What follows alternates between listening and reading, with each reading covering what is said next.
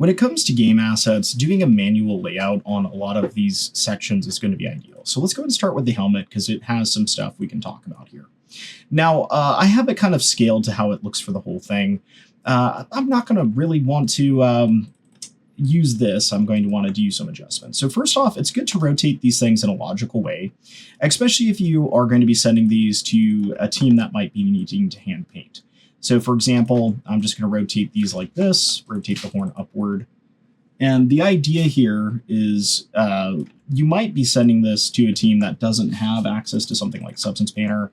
For example, I've been in situations where we outsource to, another country like Vietnam, and, that team doesn't have all the same tools the US team does for whatever reason, licensing, budget, who knows. So, we want to make sure that is working. Now, the other thing that's often good to do is for strips like this, it's good to kind of straighten them out if possible and also cut them where pertinent. So for example, right here, this would probably be a good area to put a cut because it changes at 90 degrees, or it could. I'll do the same thing here. I'll do the same thing here and the same thing here. So this many cuts. Now, when we do this, if I go ahead and unfold these, we might see a slight change in those, but more importantly, we're going to start to see a change in these. And the most important change about these is that we can straighten these. And straightening these will make them a lot easier to paint. It'll make them easier to stack and a whole lot of other things. Now, with some of these that are not very complex, you can kind of just rotate them the direction you want and come up here to your Modify menu and just do a Straighten UVs, and that will straighten those out. This one might work. You can see it's slightly curved. If we go ahead and hit G, it'll straighten those. And what you're going to do is you're going to get a little bit of distortion in these. So there is going to be a little bit. And if I were to scale this up real big, you'd see that little distortion. But it's not enough to warrant a concern of these being slightly curved. Having them straight like this, it's just going to make them so much easier to work with. So that's kind of our goal here. So I'll just continue this out, and we can straighten UVs on this one. This one here might be a little bit trickier. We can give it a try. You can see it doesn't quite want to take. And I'm just hitting G, by the way. With this one here that's out of line, we can just take it in vertex mode and just snap it. And, once again, at the scale this is going to be at, we're not really going to notice any distortion. Now, this area is where things get complicated. Whenever you have a really long stretch and, you need to take this and you need to flatten this out. So this is an area you're not going to be able to just straighten UVs on. The reason why is when you do a straighten UV, what it does is it straightens based on a tolerance of angle. So if I were to just do a modify straighten UVs on this, it's going to get all crooked. What you can do is you can try and correct this enough. So for example, let's say we use the center as our base. You could come in here and something like face mode, and as long as you move in here, you'll see it's not going to disturb the other areas. It shouldn't disturb any of that either. You can move your pivot and snap to vertex basically and rotate this down to match the next one a little bit. And then you can just proceed to do this over and over again. And I'm going to do this like every 2 in this instance.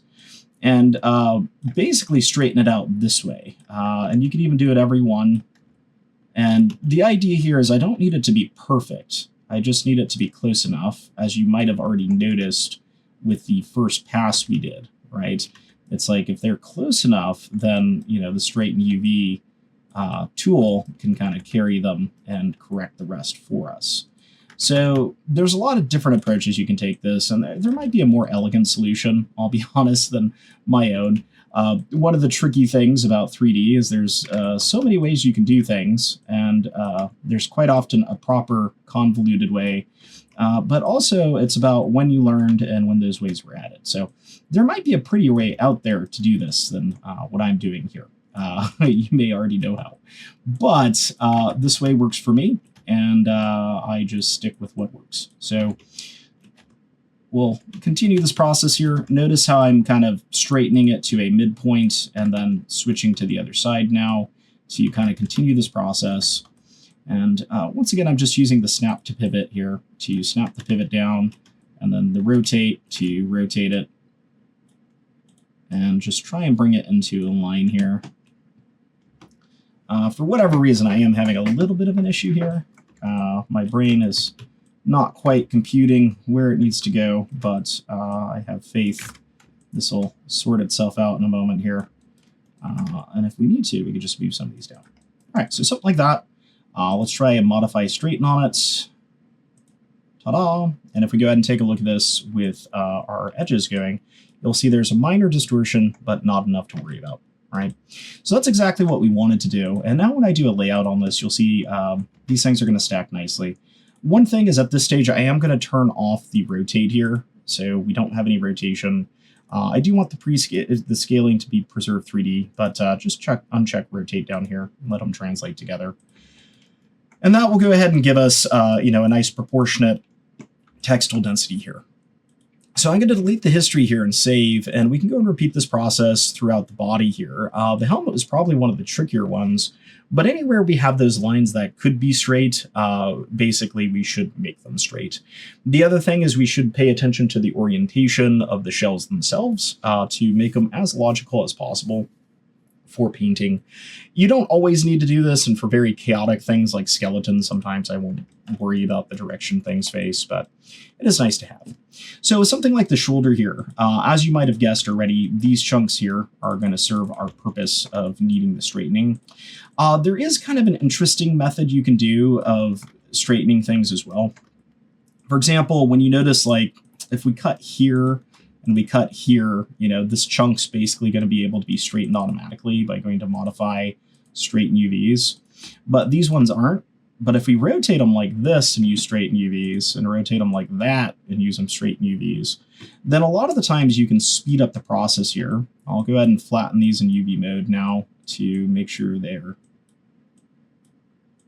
going to go into here, and you want to straighten out any of those lines. Be careful, though, that you deselect when you need to deselect for this. But if we go ahead and do a cut, move, and sew now on these, you can see this will weld them together. They're not quite where they need to be, but once again, if you just do a modify straighten UVs, that will straighten those out and you'll have a nice result. So you can do a similar approach here, just finding these areas where all of a sudden they're not going to be able to be straightenable, cut those out, rotate these to be along the straightening line we want to have, and then just proceed to try straightening these out. So modify straighten UVs, and then repeat the process here. And then go into the UVs and flatten these. So this is one of those nice little tricks that saves a lot of UV space that we often use in games, and all this will be able to stacked in, a corner somewhere. So if we go ahead and unfold these, or excuse me, not unfold, if we go ahead and straighten these together, you'll see we get that nice result. And as far as these go, it's kind of the same deal here. We could rotate these in the center, rotate these. With the pauldron, I might even go as far as to cut it in half, but I think it looks good the way it is. So we'll just go ahead and lay that out, and you'll see those are nice and spaced now. We can go ahead and delete their history, and we can come down here into something like the boot, and we can see if there's anything in here that could use this treatment. The only area is really this here, and I don't think it needs it because it's such an organic form. But we could try rotating this and doing modify straighten UVs to see if it is okay. You'll notice this tail end, there's a little bit of an issue here. We can just manually fix this using a snap to vertex. And we do just want to make sure there's not enough distortion here to be concerned with. And I think that's fine, so that'll work out. As far as the boot itself goes, you can think of the best ways to kind of orient these. Logically, the pants should go something like this in terms of directionality. The boot should probably aim downward like that, and the bottom of the foot, we can straighten that up a bit. And then as far as this goes, the center hole, we can also orient that. This doesn't really need a whole lot of space, so I'm not going to worry too much there. So that'll give us a more proper layout to those areas. And now the final area is the body here. And we do have several areas we might want to look at. So let's go ahead and lay these out. All right, so for certain areas, there's actually some additional cuts we might want to make. For example, on the torso here, I didn't quite catch that I didn't cut out the collar line. And because this is a transition of material, for something like the collar line here and even the shoulder line, it might not be a bad idea to have these on separate UV chunks. It really kind of depends. They could mesh together okay here. We might get a cleaner layout if we have them separated, though, and there will be less awkwardness with UV bleeding, potentially. I think it actually might be okay this way, since those are going to kind of share an area. But we could consider cutting those out, in which case this neck piece would become something we might want to straighten. As far as things to straighten, this one obviously is ready to go. It's the belt here. I might want to find the top and back orientation, so that'd be a matter of like seeing what UV line this is, and it's the top one, so we're good. But just like we did before, you can do a straight UVs on that and make it a little bit easier to work with that chunk. This here, the base area, we don't want to do a straight UVs on for this because that little organic piece right there is going to make it probably not as accessible. The interior here, same deal. You know, some of these things we just want to let go. All this stuff, you know, I think we can potentially leave. This one is mighty tempting, though, since it kind of wraps around there in a ring. This is one of those ones where doing them separately would probably be more ideal. So if I were to essentially make cuts here, and I were to unfold these would unfold more naturally. And in this case, it's kind of funny, right? I'd want to unfold this one, because this one unfolded nicely, and then you could just pretty much do a straight UVs on it. And then as far as this one goes, and that one we'd want to try and manually straighten. But you can see how that straightened nicely there. And then this one here I can try. This one's a little bit trickier because this one doesn't line up like an edge. But we could try straightening UVs there. And in this case, you might actually do one side at a time. So this is kind of an interesting approach I haven't showed yet, is you can just select one side's vertices here when you have these, you know, relatively simple planar structures, and you can manually use the scale to scale those. And then you could select the opposite side and you could move those. Now, I'm going to move those down first so I don't have to deal with that. But we could, in theory, do that and have it match up okay. So this, however, might have quite a bit of distortion. It's actually not too bad looking at it, but it could be bad. So we'll have to see. Once you have this in place too, what's kind of neat is you can weld these back together. They don't always go back nicely though.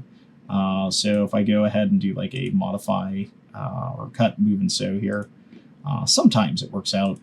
You know, same with this here. In this case, not so much, unfortunately. It's where, you know, coming along here now and doing like a modify straighten UV might work, but I think we're going to be pushing it here. And then as far as this top part goes, it's kind of challenging because certain areas going to line up like this here on this tail end, but you have to really kind of think about how that's going to look in a more predictable way. Straightened out. So I might just leave this area a bit more organic and just unfold it, you know, in this stage. I don't think that really detracts too much, but we could in theory straighten that. So as far as the body goes, I really think the only thing we're going to get out of this more than likely is just the belt line being straightenable. The rest of these, it would be too detrimental to the design. It is kind of a personal preference on that one, though. I think I'm going to leave them be for now. We can, however, add some logic to the rotations here if we want to make these make more sense. That's that center line for the butt buckle. This is one that can be straightened, more than likely. And that should be okay. So that'll kind of do for our manual rotation and straightening of all these individual parts. What we need to do now is pack these together into a single cohesive UV square. That makes sense. So let's go ahead and do that next, but that will be the process of kind of straightening these and cleaning up their rotations to prep us for that process. Be sure to like and subscribe so you can catch the next video in the series when it goes live.